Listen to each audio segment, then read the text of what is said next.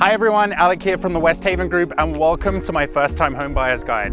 In this video, I'm going to be going over everything you need to know when purchasing your first home, so let's get started.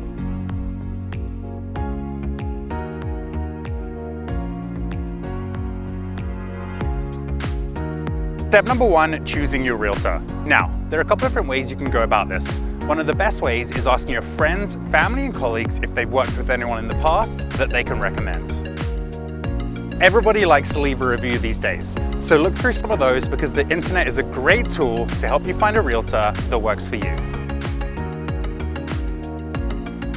Once you've chosen a few realtors that you like, interview each one of them separately to find the best one that suits your needs. Step number two, choosing a mortgage broker. Now, a great way to do this is asking your friends, family and colleagues if they've worked with anyone in the past. You're going to want to decide between using a mortgage broker or the bank. Some pros for using a mortgage broker is they work outside of the regular 9 to 5 hours. And also they can search through many different lenders instead of one banking institution.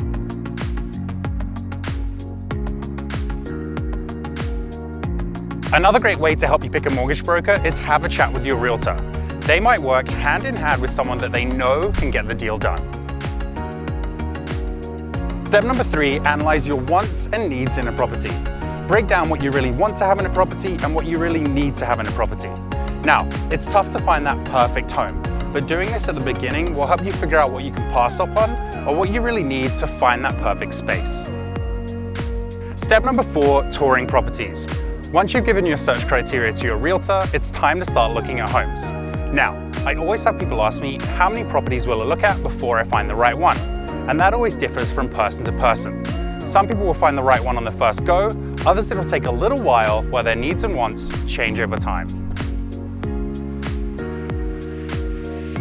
Step number five, choosing your price. After you've picked a property that you want to write on, your realtor will do a market analysis of sold comparables in the area and in the building.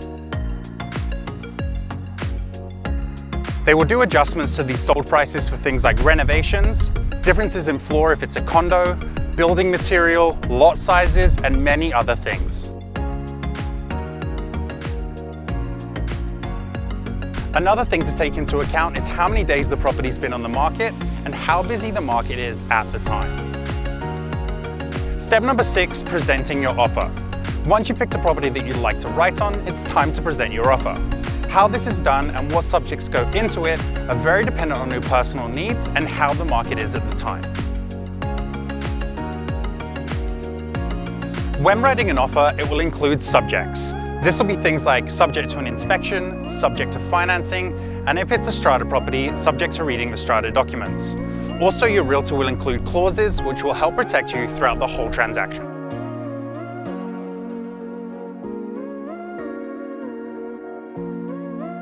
In any offer that you write, it will include a completion date and a possession date. The completion date is when the title changes hands from the seller to the buyer, and the possession date is when you move into your new home. Step number seven, negotiations and subject removal. Once you've submitted your offer, you'll enter a negotiation phase. This is where you'll want an expert realtor to be able to negotiate on your behalf. These negotiations will be either on the price, the subjects, or maybe both. Once your offer has been accepted, you'll enter subject removal. This is the time that's stipulated in your contract to be able to fulfill your subjects. Let's say you set the subject removal for 7 days. That would give you 7 days to arrange your financing, your inspection, read your strata documents, etc. Once this is done, on the 7th day, you'll put down a 5% deposit, which will hold the property for you. Step number 8, post-subject removal. After your subjects have been removed, there'll be a portion of time between your subject removal and your completion and possession date. During this, you're going to want to find yourself either a lawyer or a notary to help you with the closing of the deal. Your lawyer or notary will handle all of the transfer of funds and any legal matters that need to be taken care of. Your final deal will get signed around 7 to 10 days before your completion date. Step number 9, moving to your new home. Before you move, you're going to want to make sure that you transfer all of your insurance and your utilities to your new property.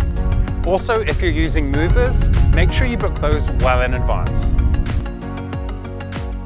On possession day, you'll do a walkthrough with your realtor to make sure the property is clean, and if you stipulated for anything to be fixed or removed, that's also been done. Once this is all completed, you'll be handed the keys, and congratulations, you're a new homeowner.